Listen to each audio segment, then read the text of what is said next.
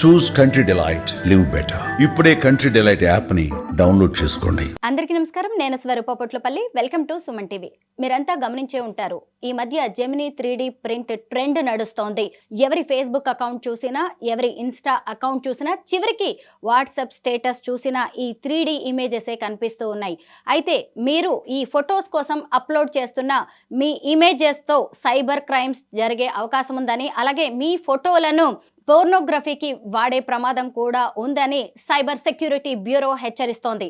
అంతేకాదు, ఈ Gemini 3D trend అనేది ఒక స్టూపిడ్ ట్రెండ్ అని చెప్పుకొస్తున్నారు. ప్రస్తుతం నాతో పాటు ఉన్నారు సైబర్ ఎక్స్పర్ట్ నల్లమోతు శ్రీధర్ గారు. ఆయనతో మాట్లాడి ఈ జెమినీ 3D ప్రింట్ గురించి అనేక విషయాలు తెలుసుకుందాం. నమస్తే శ్రీధర్ గారు.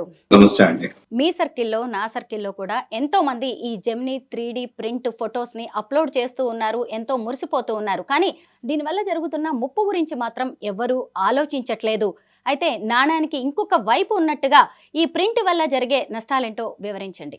డెఫినెట్ గా స్వరూప్ గారు, ఈ రోజు చాలా మంది మేము అప్లోడ్ చేస్తున్న photos just for the fun అని చెప్పేసి అనుకుంటూ ఉన్నారు. కానీ ప్రతి ఫోటో కూడా it can be manipulated as the deep fake అండి. అంటే ఇప్పుడు చిన్న ఎగ్జాంపుల్ తీసుకున్న ఒక మహిళ సంథింగ్ తను ఫేస్బుక్ ప్రొఫైల్ కానీ వీటన్నిటిలోనూ ఈ టైప్ ఆఫ్ ఇమేజ్ క్రియేట్ చేసుకుని అప్లోడ్ చేసింది అనుకోండి. ఈ అప్లోడ్ చేసిన తర్వాత ఈ పర్టికులర్ ఇమేజ్ రేపు డీప్ ఫేక్ లాంటి కొన్ని రకాల పర్టికులర్ టూల్స్ లో, సాఫ్ట్వేర్ లో కూడా మ్యానిపులేట్ చేసి వాళ్ళు పోర్నోగ్రఫిక్ మూవీస్ లో నటిస్తున్నట్లుగాను, కంటెంట్ లో ఉన్నట్టుగా కూడా చేసే స్కోప్ అనేది ఉంది. ఇంకా చెప్పాలంటే ఈ రోజు బనానా అనే మనం చూస్తున్నాం. జెమినీలో ఉండే బనానా అప్లికేషన్ మాత్రం చూస్తున్నాం, ఇమేజ్ ఎడిటింగ్ అప్లికేషన్. విష్క్ అని చెప్పేసి ఒక అప్లికేషన్ ఉంటుంది.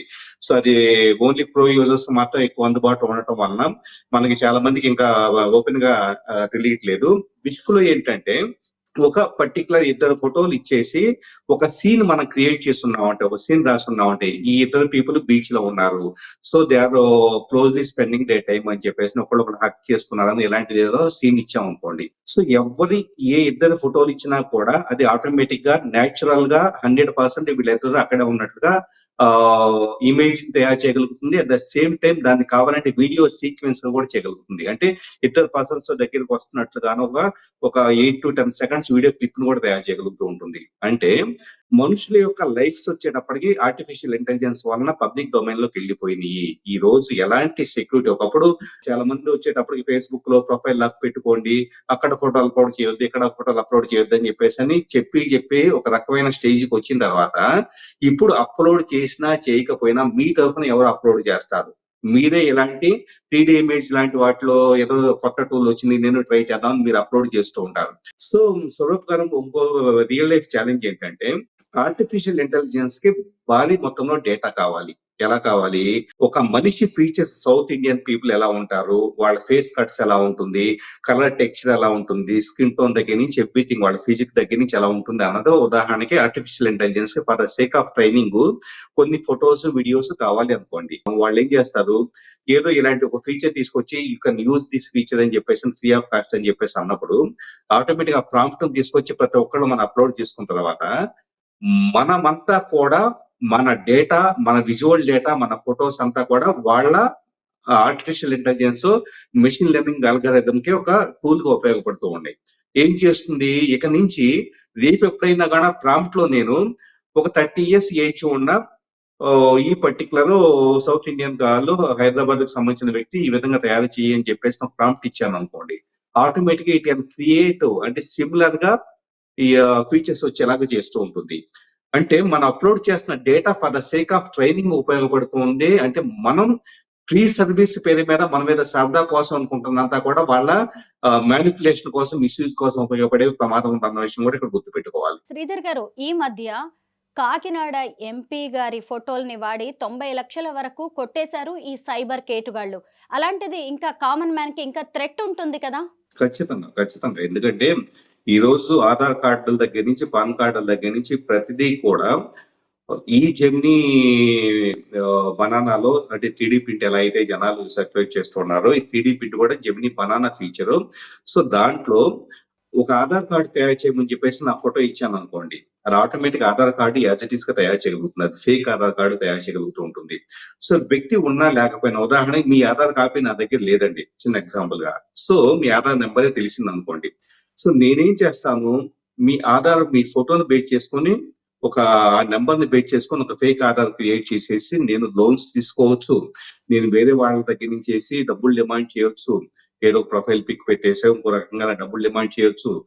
ఏదైనా ఫైనాన్షియల్ క్రైమ్స్ కానీ, హెరాస్మెంట్స్ కానీ, సోషల్ ఇంజినీరింగ్ కానీ ఇలా రకరకాల పద్ధతుల్లో ఐడెంటిటీ థెఫ్ట్ చేసి అంటే మీ యొక్క ఆనవాళ్ళు మొత్తాన్ని కూడా ఈ రోజు ఫోటోస్‌తో, వీడియోస్‌తో మానిప్యులేట్ చేసి వాటి ద్వారా క్రైమ్ చేసి డబ్బులు దండుకునే స్కోప్ అనేది ఉంటుంది.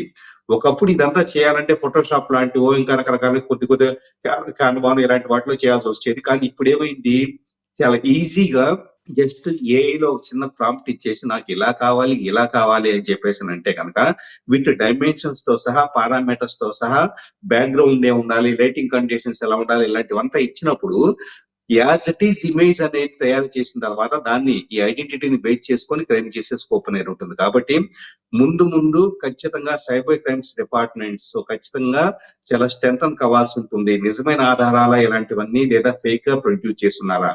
చిన్న ఎగ్జాంపుల్ చూస్తే ఒక రీసెంట్ గా నాకు తెలిసిన ఒక వ్యక్తికి సంబంధించి ఒక 7 లోన్ అకౌంట్స్ క్రియేట్ చేస్తున్నారు. ఎలా క్రియేట్ చేస్తున్నారు? ఆ వ్యక్తి జీవితంలో ఎప్పుడు లోన్ తీసుకోవాలా, కానీ అతని Aadhaar card, pan card xerox సెంటర్కి వెళ్ళినప్పుడు జిరాక్స్ తీసుకోవడానికి వెళ్ళినప్పుడు క్రియేట్ చేసి అంటే వాటిని తీసుకొని బ్యాంక్ మేనేజర్స్ తో కొమ్మక్క వేసి అక్కడ కొన్ని రకాల ఓటీపీ రాకుండా మేనేజర్స్ కి they can have complete SMS control access ఉంటుందండి.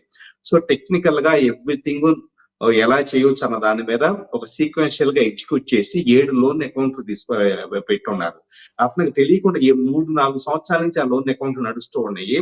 సో ఫైనల్ గా అది బయటకు వచ్చేసింది. అంటే జిరాక్స్ సెంటర్ లో ఇలా ప్రాబ్లం అయితే ఇప్పుడు ఈ రోజు ఆర్టిఫిషియల్ ఇంటెలిజెన్స్ వచ్చిన ఏ జిరాక్స్ సెంటర్ కదా వెళ్ళాల్సిన పని లేదు. సింపుల్ గా మీ ఫేస్బుక్ ప్రొఫైల్ పిక్ ను దాన్ని చిన్న ఫోటోని తీసుకొచ్చి ఏఐకి నేను ఇచ్చున్నానంటే కనుక ఆటోమేటిక్ ఐడెంటిటీ కార్డ్ క్రియేట్ చేసేస్తుంది.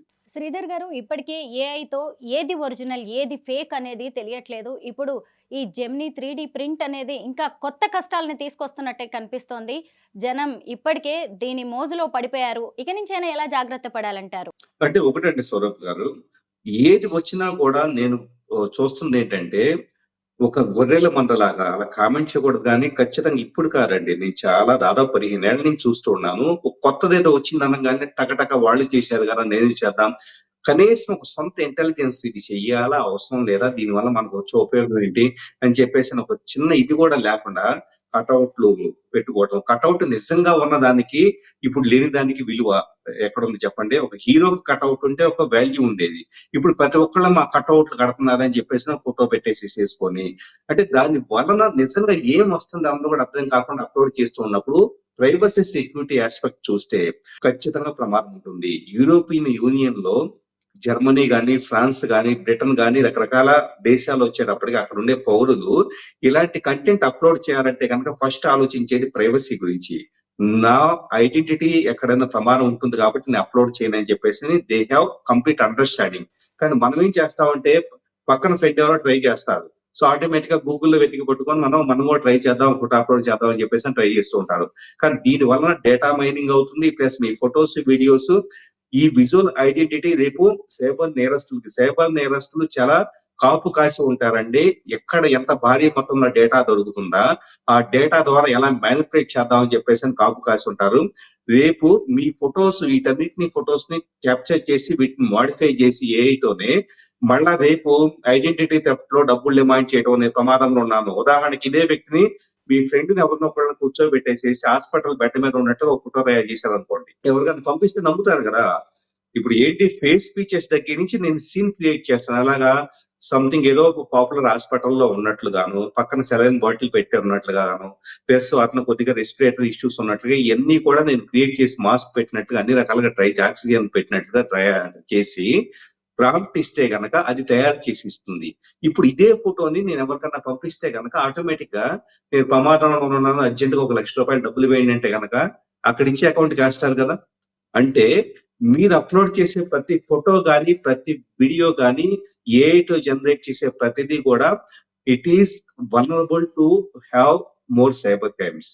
100% మరింత భారీ మొత్తంలో సైబర్ క్రైమ్స్ జరగబోతూ ఉన్నాయి.